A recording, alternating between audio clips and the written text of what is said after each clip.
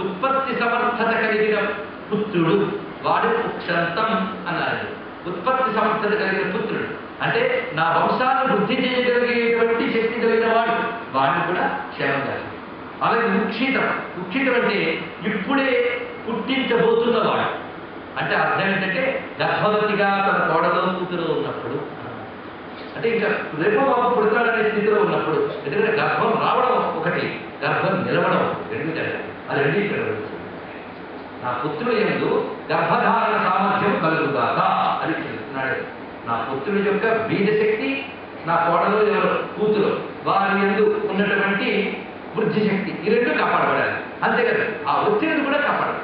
ఇక్కడ ఇది అందుకే రుద్రంలో అన్నీ ఉన్నాయని ముందే చెప్పలేదు. పెట్టే ఏ ప్రయోజనం కోసం వాడుకోవచ్చు. అయితే నియమం, పద్ధతి, శక్తి ఇవన్నీ దానిలో ఉండవలసిన గుర్తుపెట్టుకోండి.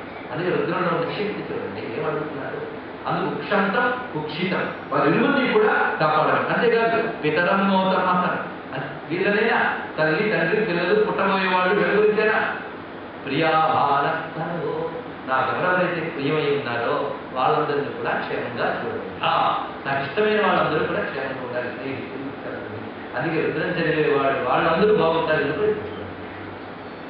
మానస్తోకేతన ఏ మాన ఆయుషి మానో ఘోషు మానో అశ్వే శరీష వీరాన్ మానో రుద్రభామితో వధీర్ అవిష్మంతో నమసా